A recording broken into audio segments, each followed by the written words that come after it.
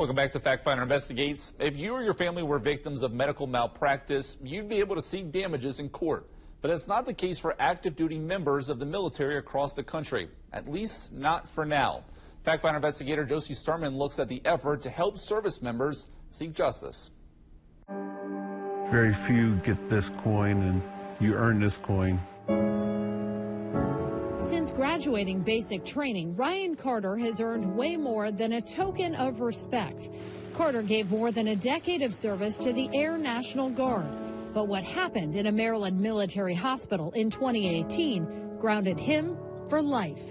And the surgeon comes in, pulls me into a private room, and doesn't explain what happened, but just said something went wrong, and he's paralyzed. A lot of therapy goes into that maneuver. Ryan, a former staff sergeant, is now confined to a wheelchair, unable to use his legs after elective spine surgery to deal with chronic pain in his neck. He was paralyzed at Walter Reed, the military's premier hospital, when the procedure went tragically wrong.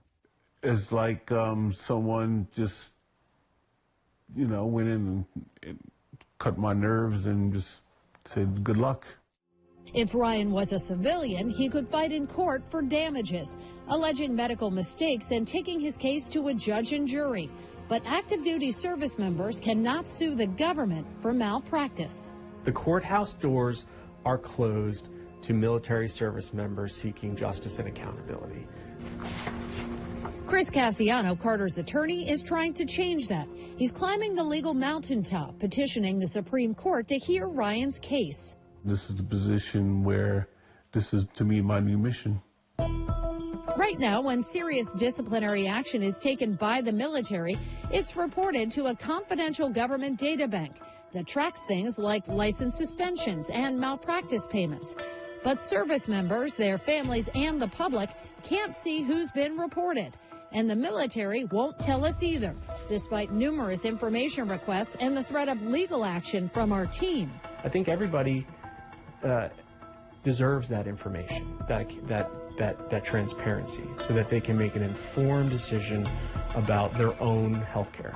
Our national investigative team recently tried a new approach to get more information, requesting specifics directly from the confidential data bank itself.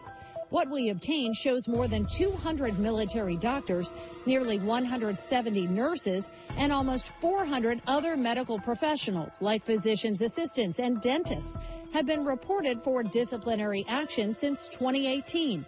In that same time frame, nearly 300 military providers were reported for malpractice payments.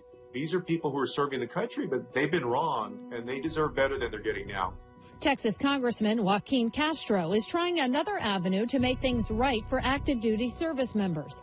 As the Carters lobby the Supreme Court, he's lobbying Congress, fighting for the HERO Act, which would allow active duty military to file lawsuits for malpractice, saying the current claims process is broken and calling for more transparency about problem providers. I'm uncomfortable with a situation where if a medical professional knows that there is basically no chance that there's going to be any consequences if they mess up, if they don't pay particular attention to a procedure that they're carrying out, there is a bad incentive for them then not to take the care that they should. Care that can end up costing service members their lives, even their quality of life. Maybe the story, we want to hear from you. You can call us or email our investigators at the address and the number you see there on your screen. We'll look into any of your issues.